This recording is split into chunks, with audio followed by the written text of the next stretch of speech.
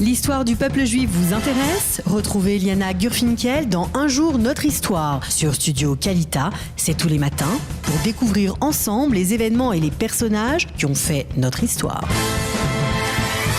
Eliana, bonjour, Boker Tov. Boker Tov, Daniel. Alors, après nous avoir parlé ces derniers jours de figures du sionisme moderne d'il y a bien longtemps, nous avons parlé hier de Bilou, d'avant-hier, pas du tout. Enfin, nous avons parlé de personnalités même du sionisme moderne. Nous allons parler de l'actualité presque avec vous, puisque nous allons parler de Alberto Nisman, qui était le procureur chargé de cette affaire liée à l'attentat contre le bâtiment de la communauté juive argentine en 1994, qui avait enquêté donc dans cette affaire. Alors, parlez-nous un peu de ça. Exactement. Alors, nous sommes le 19 janvier 2015, il y a 3 ans moins un jour, et on retrouve le corps d'Alberto Nisman. Alberto Nisman, donc, qui est mort dans sa salle de bain.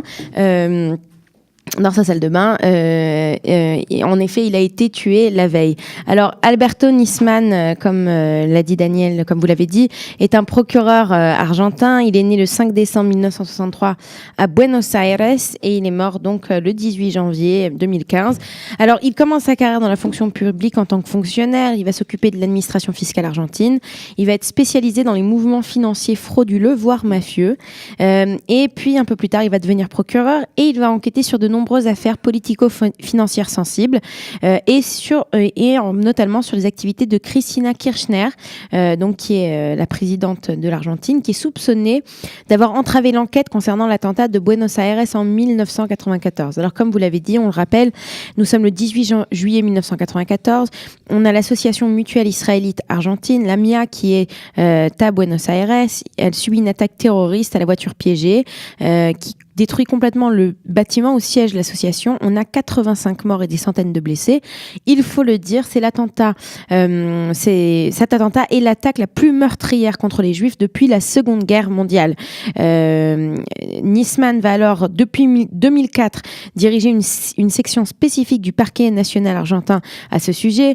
Et très rapidement, il va orienter l'enquête vers la piste iranienne. Il va avoir une responsabilité de l'attaque. Il va relier la responsabilité de l'attaque avec des représentants de la République islamique d'Iran et de l'organisation terroriste du Hezbollah.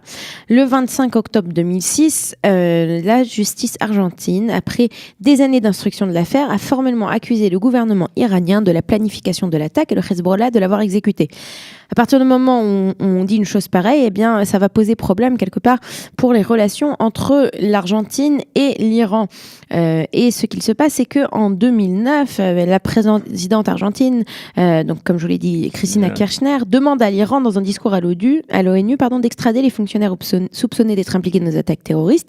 Mais pourtant, à partir de 2013, eh bien, les accords personnels de Cristina Kirchner ou bien les accords économiques de l'Argentine sont plus importants, et c'est ainsi qu'elle annonce en 2013 par Twitter que le ministre argentin des Affaires étrangères a signé un accord avec le gouvernement de Mahmoud Ahmadinejad pour coopérer avec l'enquête et pour décider que le juge du procès, le procureur Alberto Nisman, pourrait interroger les suspects iraniens en Iran.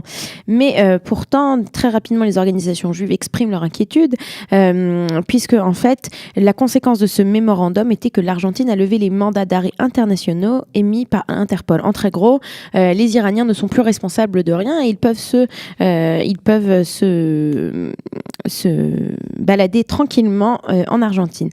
Et c'est la raison pour laquelle, le 14 janvier 2015, donc seulement 4 jours avant sa mort, Nisman accuse Cristina Kirchner de décider d'organiser l'impunité des réfugiés iraniens dans l'affaire de Lamia avec le but de disculper l'Iran. Et c'est ainsi que 5 jours plus tard, il est retrouvé mort. Une balle dans la tête dans son appartement. Alors, il faut comprendre plusieurs choses sur cette histoire. La première chose, c'est que la veille de sa mort, donc le 17 janvier 2015, il envoie un WhatsApp à un de ses amis dans lequel il écrit « Je me sens de mieux en mieux. Dans quelques jours, une grande chose va sortir. » Donc déjà, on sait qu'il était sur le point de faire des révélations. Ça, c'est la première chose. La seconde chose, il faut comprendre que Nisman est sous haute protection policière. Il a une garde permanente de 10 policiers de la police fédérale qui sont à l'entrée l'entrée de son appartement. On a 170 caméras de surveillance.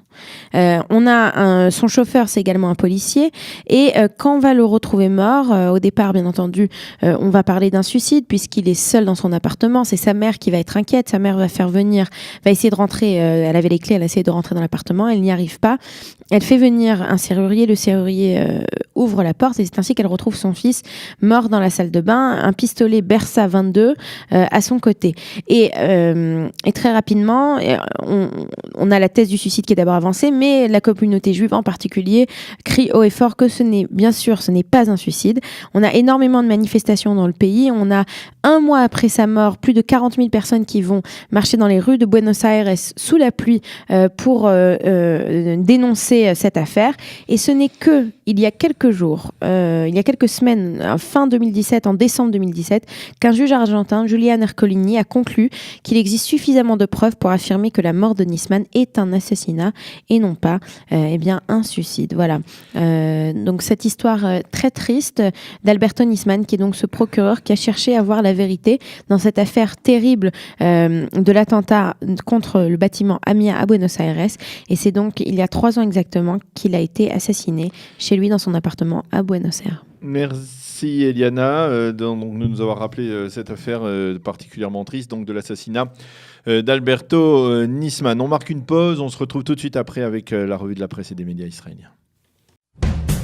Vous aimez l'histoire juive ? Retrouvez Liana Gurfinkel dans Un jour notre histoire sur Studio Kalita, c'est tous les matins, pour découvrir ensemble les événements et les personnages qui ont fait notre histoire.